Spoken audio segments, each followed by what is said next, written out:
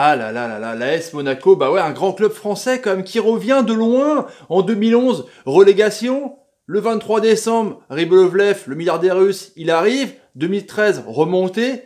Et 2017, championnat de France.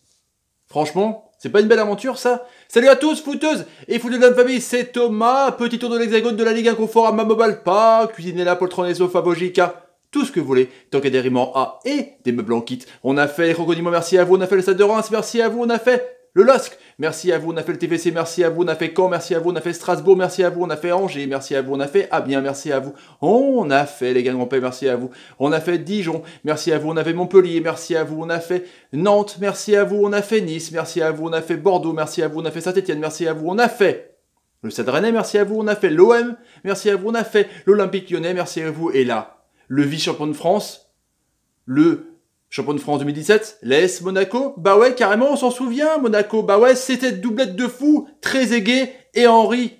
On se souvient de ces carrières de ouf hein, qu'ils ont fait par la suite, mais c'est un truc de taré, franchement, c'était une doublette de fou, équipe de France et Monaco, ce centre de formation de Monaco, tellement réputé.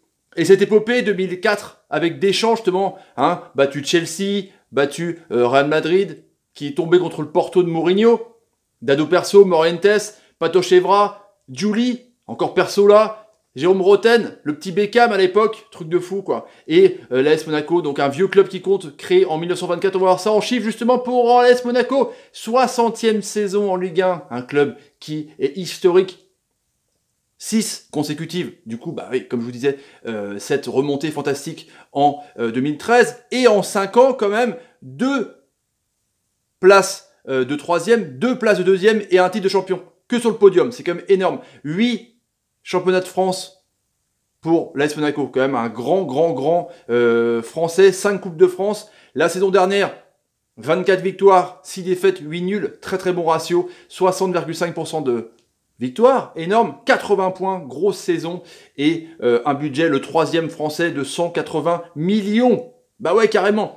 Le Stade Louis II, regardez comment c'est beau le Rocher, sans déconner.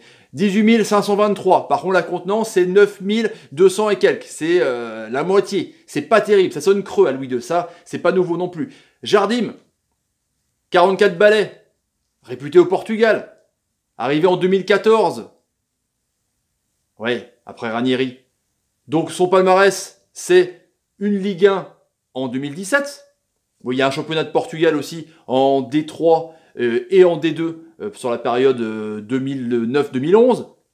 56% de victoires avec Monaco, ça c'est énorme. 119 victoires, 47 nuls, 43 défaites. Alors il est critiqué, c'est clair. Moi j'appelle le magicien ce qu'il arrive à faire avec la politique monégasque, des trucs de ouf tous les ans. Et 72,6 buts de moyenne par saison. Enfin en tout. Depuis qu'il est là, depuis 2014. C'est quand même assez énorme pour le signaler. Mercato. Alors là, ça a vendu. Hein. Gros spage. À Monaco, c'est le supermarché de toute façon. Qui c'est qui est parti? Évidemment, Fabinho. 45 millions d'euros à Liverpool. Ça s'est fait carrément avant la Coupe du Monde. 7 buts, 3 passes D. Brésilien. Bah ouais, il est parti. Milieu de terrain. Super joueur. Thomas Lemar. 72 millions d'euros. Ça vend cher. 3 buts. 8 passes D, champion du monde, évidemment, avec la France, 22 balais. Adama Diakabi, l'ancien Rennais, qui a été vendu 10 millions d'euros à Huddersfield. Bon, lui, il n'avait pas beaucoup joué, hein. Il a 22 balais. Il avait fait 3 buts, 3 passes décisives, tout au confondu. Il avait été racheté à Rennes 10 millions, je crois, 10-12 millions. Donc bon, voilà, ils ont récupéré leur argent. Un autre aussi, qui était déjà, on va dire, du côté de Huddersfield, Kongolo, défenseur central, qui était prêté, qui a été acheté définitivement. 4 petits matchs avec Monaco, 20 millions d'euros. Vous imaginez quand même les ventes de ouf. Moutinho, 31 balais, 5 millions d'euros, parti à Wolverhampton, 1 but, 6 passes D. Le milieu international portugais qui a fait la Coupe du Monde. C'était un peu la surprise quand même, parti vers un bas de classement anglais, première ligue, hein, les pépettes, les salaires. Rachid Ghezal, compatriote de Mahrez, algérien, peut-être pour remplacer poste pour poste au club de Leicester, pour 15 millions d'euros. On lui souhaite, hein, à Rachid, une bonne saison à lui, j'aime bien ce joueur-là. Qui c'est qui est arrivé? Donc quand même, 167 millions d'euros de vente, comme l'an dernier, quoi. Avec les 190 patates en plus qui ont été payées, parce que c'était un an plus achat obligatoire si Paris se maintenait. Donc les thunes qui se sont faites avec la foudre Mbappé. Bon, la star, il a des petits yeux. C'est le russe Golovin, énorme quand même, qui a fait une Coupe du Monde de ouf. 7 buts, 3 passes D, le CSK, 30 millions d'euros, c'est un peu la star, j'ai hâte de le voir. Mais il s'est pété, il s'est blessé. Évidemment Goebbels, 16 ans, il a marqué 6 buts en 12 matchs avec la réserve lyonnaise, il a acheté 20 millions d'euros. Alors ils sont faits vraiment des jeunes, les amis monégasques, hein. C'est pour la plus-value. Isidore et Diop, 16 et 17 ans. Hein, défenseurs et on va dire attaquants qui étaient à Rennes, qui n'ont pas été contrat pro, paf, c'est parti. Ils veulent faire de la thune. Pelé, c'est-à-dire Pelé, ah oui d'accord, Pelé, évidemment. Pelé, donc, de Riawave, 26 balais, excusez-moi, 10 millions d'euros, 7 buts, une passe D. Difficile à suivre le mercato quand même. L'ami Pierre Gabriel de Saint-Etienne, jeune latéral aussi, de 20 ans, 6,5 millions d'euros. Il est français. Barreca, latéral gauche de Cagliari, italien, 23 ans. Aoulou, super bonne saison de ouf, c'est clair, 14 millions d'euros, un milieu de terrain. Il a fait une très bonne saison avec Strasbourg. Samuel Grand-Cyr, ailier, qui a été acheté 3 millions d'euros. Lui, pareil, c'est à l'Estac, super bonne saison, 3 buts, 4 passes D. Il y avait tellement de monde dessus que, bon, bah, du coup, Monaco a lâché 3 millions, c'est peut-être suffisant, mais c'est un gros salaire. Ça, c'est clair et net. Oh là là, il y a Bouchilla aussi qui a été prêté du côté de Nantes. En tout cas, ça y va chez les jeunes. J'aurais pu vous citer aussi Navarro du Barça de 16 ans ou Panzo de Chelsea 17 ans. En tout cas, ça veut faire la plus-value, c'est la politique monégasque. Les joueurs à suivre du côté de Monaco cette saison, évidemment, c'est sûrement le plus gros transfert prochain qu'il y aura du côté de Monaco, parce que c'est énorme, 22 balais, Portugais international qui a été complètement énorme, 15 buts, 5 passes D en Ligue 1, l'homme de la fin de saison qui a permis à Monaco d'être vraiment deuxième, Jovetic, 28 balais, 10 buts, une passe D, toutes complètement confondues. Je pense que ça peut être l'homme providentiel si Falcao part cet hiver pour prendre un peu la relève, parce qu'on va parler de ça aussi.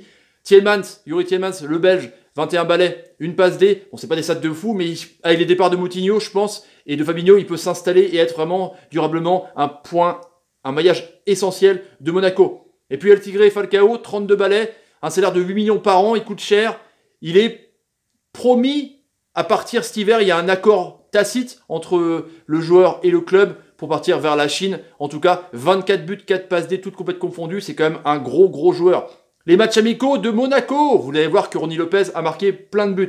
Le 7 juillet contre le Wisła Cracovie en Pologne. Un but partout et au tiré but. 5 buts à 4. But d'Isidore, justement, l'ancien Rennais. Le 8 juillet contre Chorzów en Pologne. Le stage 3-0. Bochilier, Goebbels, Jovetic.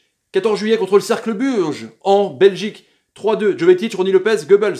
Décidément, hein. Le 21 juillet, Paderborn en Allemagne. Défaite 3 buts à 2. Diop par 2 fois.